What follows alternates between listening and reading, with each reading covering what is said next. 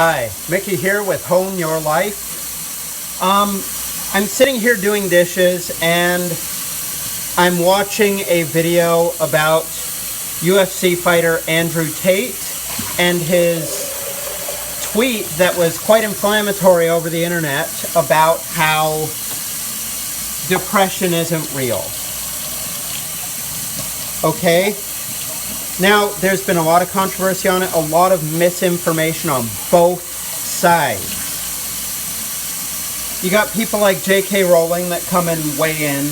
I'm sorry, but J.K. Rowling is a children's book writer. She knows about magic spells and wizards and stuff like that. She doesn't know about medicine. She may have been depressed. I don't know. I don't care. Being depressed doesn't make you a doctor, just like owning a car doesn't make you a mechanic. You know, just like having kids doesn't make you a pediatric physician.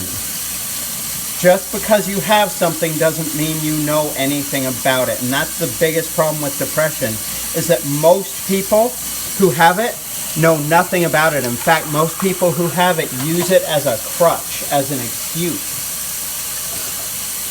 So, I have suffered from depression. But let me tell you the circumstances of suffering from depression, okay? Now, a lot of my depressive times have come when I have refused to go outside, when I have decided not to go on a run for a few days in a row, when I have holed up inside the house. Oh, I've got to get this website finished, you know, within 3 days, or else it's going to be big trouble. And so I just hole up inside my house. And of course depression is going to come then, especially if you're not getting out in the sun and you're staring at the blue light of a computer screen. Are you kidding me? That totally destroys the chemical functions within your brain. It's been proven already. There have been studies about it. Now, that being said, a big argument a lot of people make is, well, what about Robin Williams? What about the successful people? They had wonderful lives. They were going outside, they were doing things, and they still had depression. You know what? Robin Williams was seeing a psychiatrist for years, but the catalyst for him committing suicide was the fact that he found out that he had early onset dementia. I'm sorry, but even the healthiest person on the planet is probably going to euthanize themselves once they find out that they are going to have dementia soon.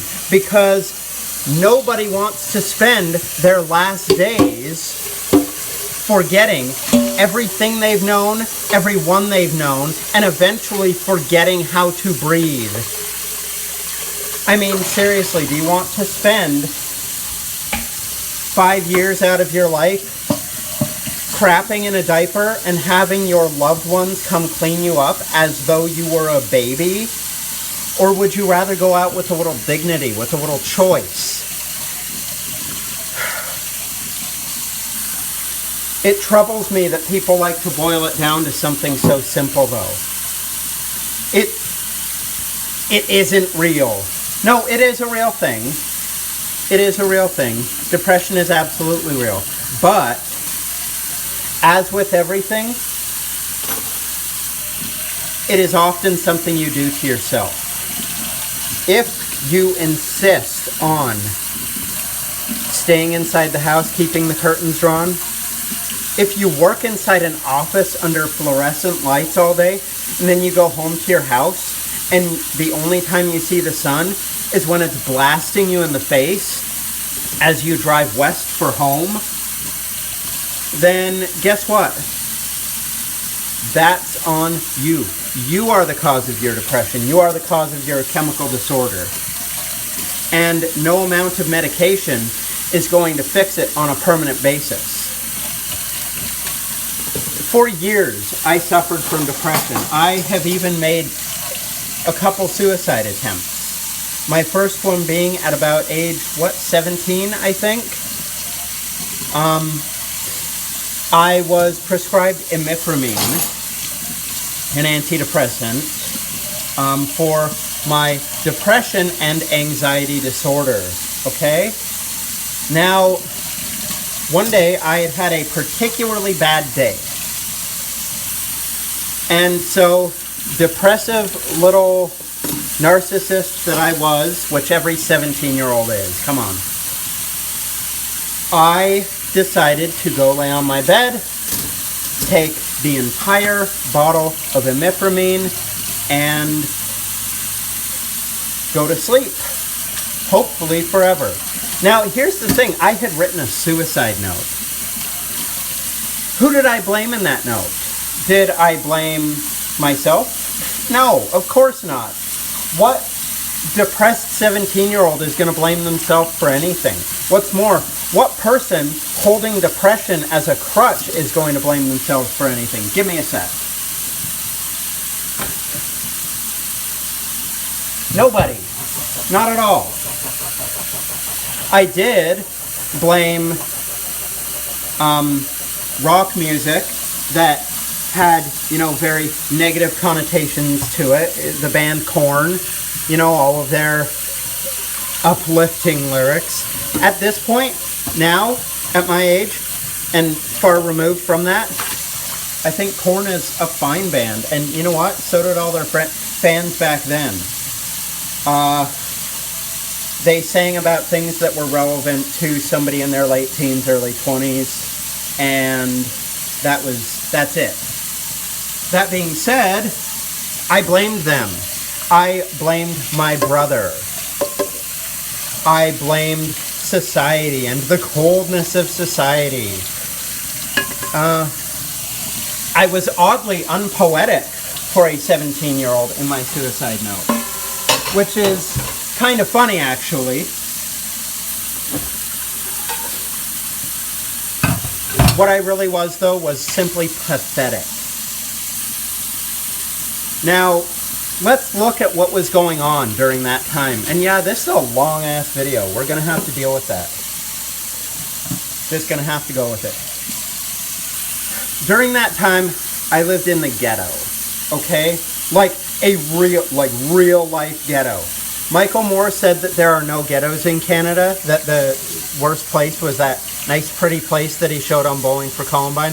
That guy's full of shit. That guy is absolute trash. Michael Moore is the biggest liar out there. And any of you that still follow him and believe in him, that's entirely your problem. Don't make it anyone else's problem. Anyways, I was poor. Not only was I poor in my wallet, I was poor mentally as well. That's a big thing in ghettos with generational poverty is people are poor in their mind. Have you ever seen those people win $100 million in the lottery? It's gone the next year. Come on. You can't get that with a normal person. The person has to be in that frame where they are poor in their head, where money is literally on fire every time it gets to them. So, I was in that situation. I also had raging hormones because I was 17. I lived in a neighborhood where I was actually marginalized. Yeah, as a white guy. Oh, a white male. White straight male. Marginalized? Really? Yeah, it happened. I lived in a very, very black neighborhood, and it was surrounded by a lot of East Indian neighborhoods. And so, being a white guy, you were a minority no matter where you went around there. Anyone from Markham and Eglinton, please comment. I don't miss any of you. So, those are a lot of things already that will contribute to depression. I was also socially awkward. I didn't know it at the time. Nobody who's socially awkward knows it at the time. They think it's everyone else that's the problem. No, it's you. It was me. I was the problem. Okay? Oh. Nacho cheese. It's like baked in. Oh, no bueno. No bueno, hombre. Thank you, Trump for using the word hombre in such a wonderful fashion. Anyways, moving on. I was your typical 17-year-old kid, so that already makes you prone to depressive episodes, and then I had all that crap piled on top. So what did I do? I took medications. I spent years taking medications. It was foolish. And some really messed me up. Oh, Seroquel? Seroquel absolutely destroyed me. I was non-functional on Seroquel. I almost lost my job. I was more depressed. It was bad. So Seroquel didn't work with me. It works with some people, whatever. And that's the thing. Pills work for some people because some people won't get up off their asses and get outside. Again, not my problem, and shouldn't be your problem either, those of you that do it.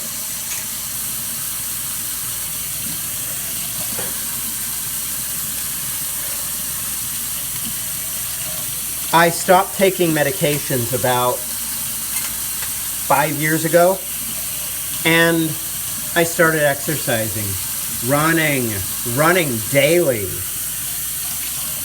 And the change was very quickly noticeable.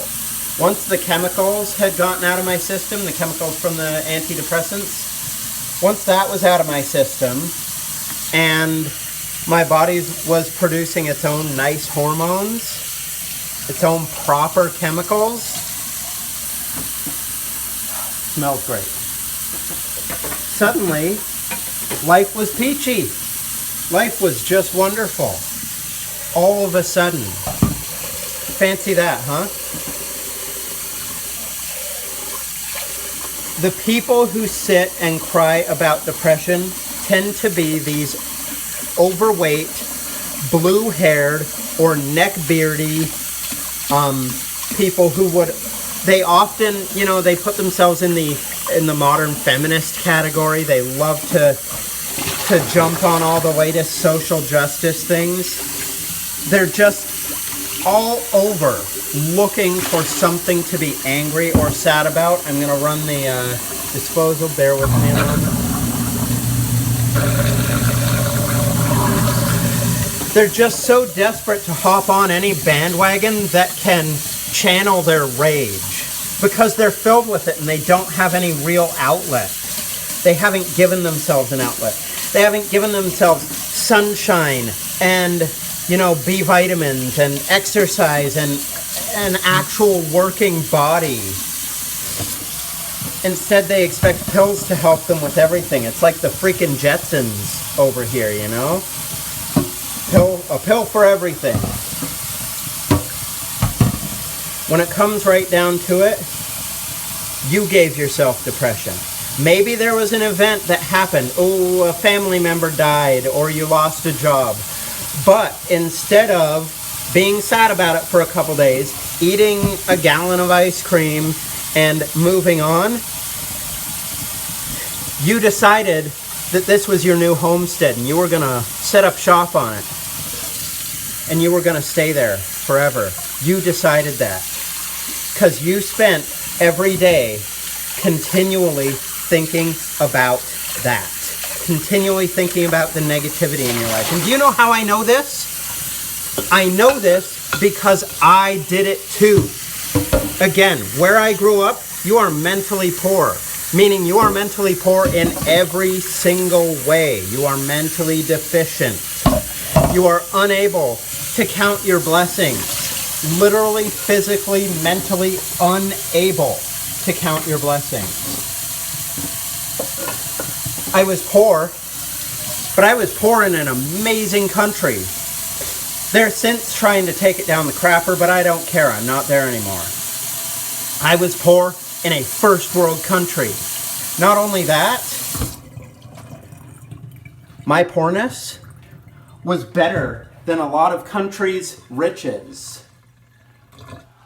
I was living in the ghetto at the same level that some kings in other countries live. Why should I have been depressed?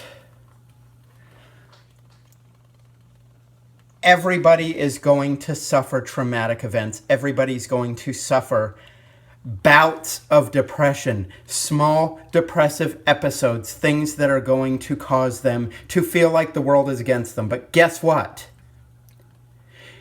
It's not real. It's temporary. It's something you get over. It's something you have to get over or you're not going to make it. And if you want evidence, all you have to do is go on YouTube, search for depression, and look for all of the victims blaming everything but themselves. So who is going to fix your life? Is it going to be pills? Is it going to be the government? Or is it going to be you? Are you going to fix your life? We're going on 16 minutes here. I'm going to cut this short. I just wanted to chime in on depression. If there's anything I need to do to go farther with this, please leave a comment. Always like and subscribe. I'm going to keep making more videos every day. In the meantime, check the link to my website in the description. I'm signing off.